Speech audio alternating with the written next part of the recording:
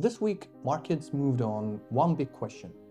Is the US economy slowing fast enough for the Federal Reserve to cut rates? Job data, investor expectations, European reforms, and activist pressure on a major healthcare company all played a part in shaping market sentiment. Let's break it down.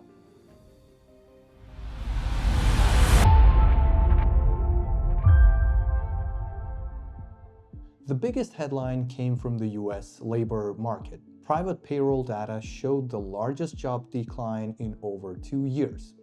Most of the job losses came from small businesses, which are feeling the pressure of higher costs linked to import tariffs. At the same time, larger companies are still hiring.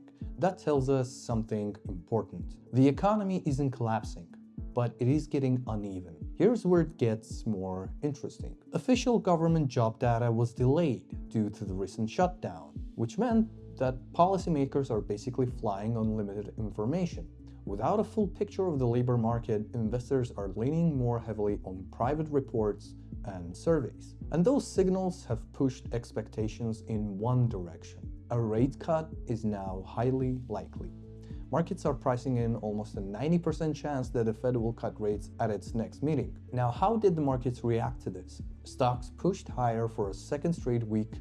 S&P 500 up, Dow Jones up, Nasdaq up, led by tech and consumer stocks. Defensive sectors like utilities and healthcare lagged behind. That's a classic sign that investors are moving into risk-on mode. In currencies, the US dollar weakened as traders positioned for a more dovish Federal Reserve. Bonds were mixed. The 10-year yield rose slightly. The 2-year also increased, showing some uncertainty about how aggressive the Fed will really be. Meanwhile, commodities reacted strongly. Copper hit a record high, silver jumped, oil prices moved higher, and gold stayed near its highs. A weaker dollar tends to support commodities, and that's exactly what we saw.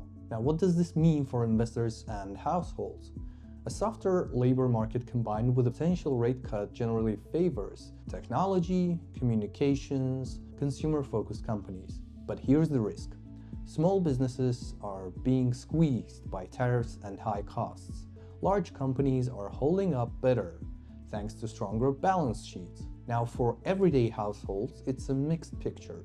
Inflation is stabilizing, but job uncertainty is creeping higher, and spending has started to slow. Rate cuts could ease pressure on mortgages, loans, and credit, but the relief won't be immediate. The big unknown is still the official jobs report. When that finally comes out, it could either confirm stability or trigger further market moves. Now, let's move to Europe. European leaders are facing a huge problem. Private savings aren't reaching the real economy. Every year, around 300 billion euros flows out of Europe into the US. Even more surprising, European households are sitting on 12 trillion euros in cash, mostly earning very low interest. Many people simply don't trust investment products, and their returns are barely beating inflation. So the EU is stepping in.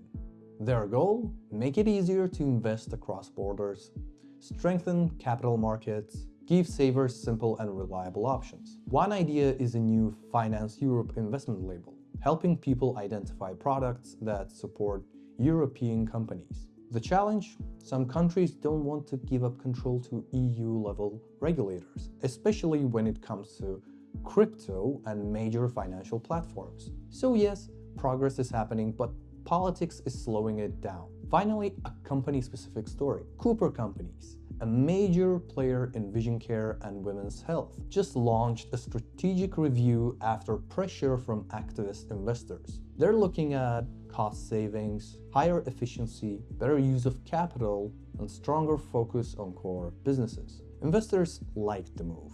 The stock jumped about 10% after the announcement, earnings targets for 2026 were raised, new leadership on the board is coming. This is a classic case of activism forcing change, and markets tend to reward that. Going forward, it's all about execution. Will Cooper actually improve margins and returns? That's what will determine if this rally lasts. Here's what really matters in the coming weeks.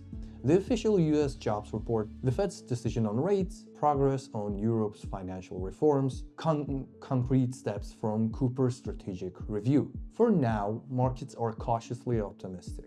They're betting that lower rates can stabilize growth, even as cracks start forming in the labor market. Now, if this breakdown helped you understand the market better, hit like, subscribe, and share it with someone who wants to stay in the loop and even ahead of the curve. See you in the next weekly overview. Thank you and goodbye.